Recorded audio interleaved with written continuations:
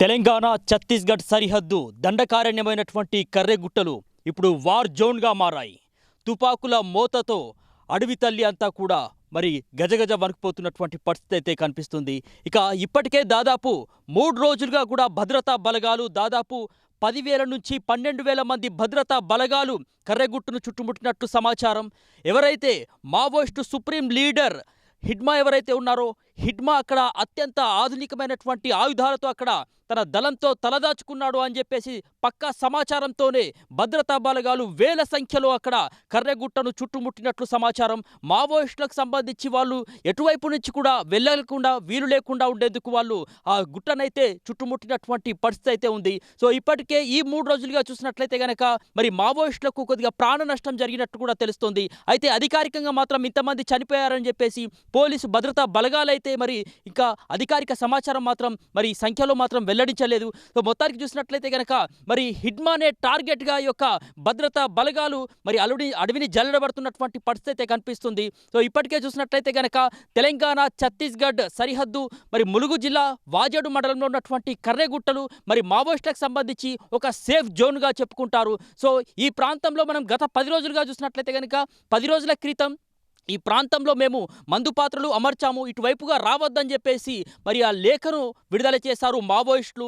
గిరిజనులు ఎవరు ఇటువైపుగా రావద్దని చెప్పేసి గిరిజనులకు మరి అప్రమత్తం చేశారు. మరి ఆ లేఖ విడుదల చేసినటువంటి 10 రోజుల తర్వాత మరి ఈ రకంగా మరి ఎంతో సంచలనంగా మరి మావోయిస్టులను మట్టుబెట్టేందుకు ఈ యొక్క భద్రతా బలగాలైతే వేల సంఖ్యలో చుట్టుముట్టినటువంటి పరిస్థితి ఉంది. డ్రోన్లతో కావచ్చు, MI-17 సంబంధించినటువంటి హెలికాప్టర్లు కావచ్చు అడవిని జల్లెడబడుతున్నాయి.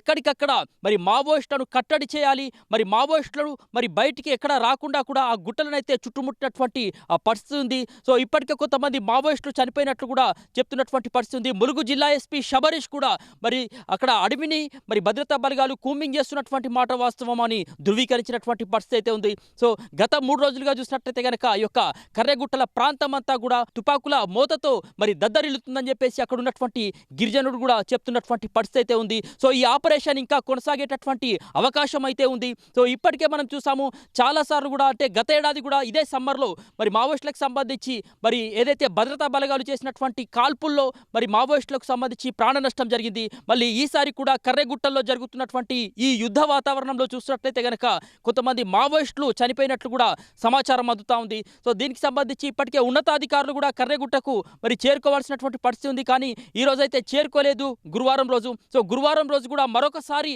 మరి యొక్క జల్లెడబడుతున్నటువంటి పరిస్థితుల్లో మరి మావోయిస్టులకు భద్రతా బలగాలకు మధ్య మరి ఎదురుకాల్పులు జరిగినటువంటి పరిస్థితి ఉన్నట్టు సమాచారం. సో ఈ యొక్క కాల్పుల్లో మరి మావోయిస్టులకు సంబంధించి ప్రాణ నష్టం జరిగిందని, 10ల సంఖ్యలో మావోయిస్టులు చనిపోయారని చెప్పేసి వార్తలు అయితే వస్తున్నటువంటి పరిస్థితుల్లో సో ఇప్పటికే కేంద్ర ప్రభుత్వం చూసినట్లయితే కనుక ఒకవైపు ప్రధాని మోడీ కావచ్చు, అదేవిధంగా ఎవరైతే అమిత్ షా కావచ్చు 2026 వరకు మరి మావోయిస్టులను మరి అంతం చేయాలి, మావోయిస్టులను మరి తుదుముట్టించాలి అని చెప్పేసి, మావోయిస్టులు లేకుండా చేయాలని చెప్పేసి మరి కంకణం కట్టుకున్నారు. ఈ నేపథ్యంలోనే జార్ఖండ్ కావచ్చు, ఛత్తీస్గఢ్ కావచ్చు, ఆంధ్రప్రదేశ్తో పాటు మన తెలంగాణతో పాటు పలు రాష్ట్రాల్లో, కేరళ లాంటి రాష్ట్రాల్లో ఇప్పటికే మరి భద్రతా బలగాలైతే మరి అడవుల్లోకి చొచ్చుకొని వెళ్తున్నాయి. ముఖ్యంగా సమ్మర్లో ఈ యొక్క కూంబింగ్ను మరి ఎక్కువగా చేస్తున్నారని చెప్పుకోవచ్చు. మరి ఇప్పటికే చూసినట్లయితే అక్కడ ఉన్నటువంటి స్థానిక గిరిజనులకు కూడా మరి పోలీసులు అప్రమత్తం చేస్తున్నారు, భద్రతా బలగాలైతే అప్రమత్తం చేస్తున్నారు.